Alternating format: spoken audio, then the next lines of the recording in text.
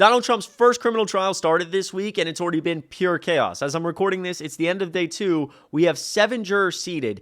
And tonight on Fox News, Jesse Watters was already trying to intimidate witnesses without even knowing their names. And I think he suggested he believes Donald Trump is above the law. Look at this clip. A nurse from the Upper East Side with a master's degree. She's not married, has no kids, and lives with her fiance who works in finance.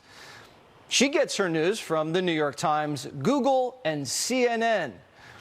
She said 2 things that really stuck out. One, quote, "I don't really have an opinion of Trump," and, quote, "no one is above the law."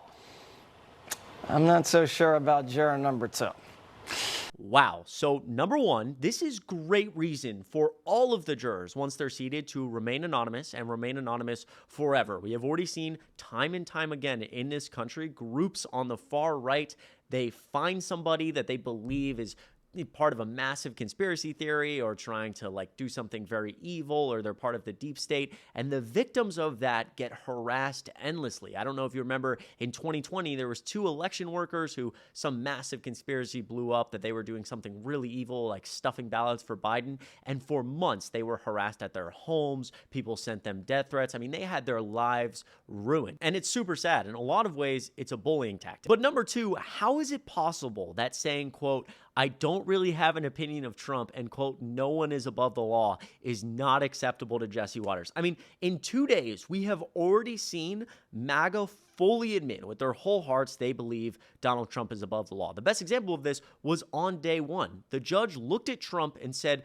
"You understand that you have to show up for court every single day, and if you fail to show up, I will issue a warrant for your arrest." And this genuinely blew people's mind. I mean, Donald Trump was infuriated. He felt like he should essentially be able to pick and choose what days he's in court. But the right, Fox, Newsmax, all these massive people on Twitter were exclaiming that because the trial is going to take 8+ weeks, how is Donald Trump possibly going to be able to run a presidential campaign? This isn't fair. The judge is trying to interfere in the election. It's absolutely absurd. If you or I went outside, committed a crime, got arrested, bailed out, went to court, pled innocent, and a trial started, we would be legally required to be in court every single day as the criminal defendants. If we don't show up to court, we will be charged with criminal contempt. A warrant will be issued for our arrest, and they will come rushing to find us. This has been the law for every U.S. citizen forever. And the fact that Donald Trump and his supporters believe that this just shouldn't apply to him is absurd. And already after 2 days of watching this, the disinformation effort from the right on a PR level is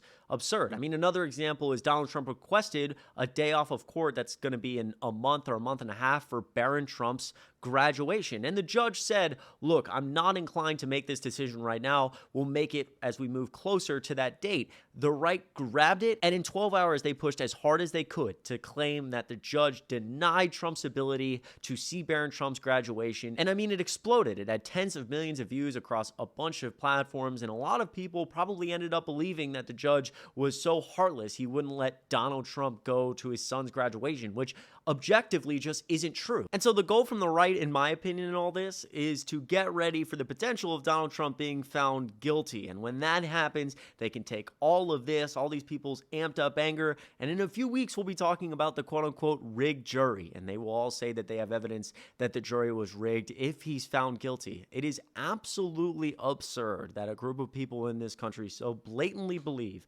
that Donald Trump is above the law. I thought the whole time it was law and order. Law and order, baby. In my opinion, this all ties in with the gag order. Donald Trump has a gag order in this trial, meaning he's not allowed to talk about witnesses or their potential involvement in the case. And he's already pushed the boundary on this gag order multiple times. He's violated it multiple times. And in my opinion, we're going to see the floodgates open. He's going to violate the gag order over and over and over again, because in Trump's mind, he wins either way. Either A, the judge does nothing and he can just go online and say whatever he wants and rile up his base, or B, the judge does what is supposed to happen, which is he's supposed to hold Donald Trump in contempt of court and hypothetically throw Donald Trump in jail. And if that happens, you take a group of people who are already amped up. They've been told over the last 2 days, blasted, that the jury is potentially rigged and Donald Trump is being treated unfairly and the judge wouldn't let him see Barron's graduation. And you really make them explode when they start to believe that Donald Trump is in jail because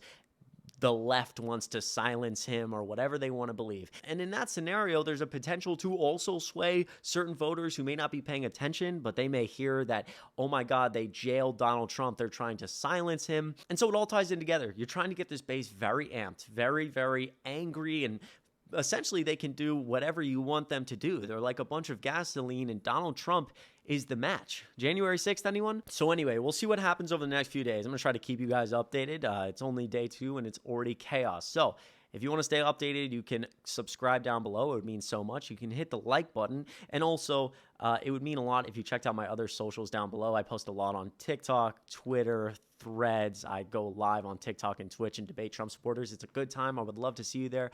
Comment your thoughts on this video and comment anything that you found interesting over the last few days, because the news has been explosive and even I can't keep up with it all, and I love to hear your thoughts, so you can let me know down below. I really, really appreciate all your support. You guys have been killer, and I'll see you in the next video.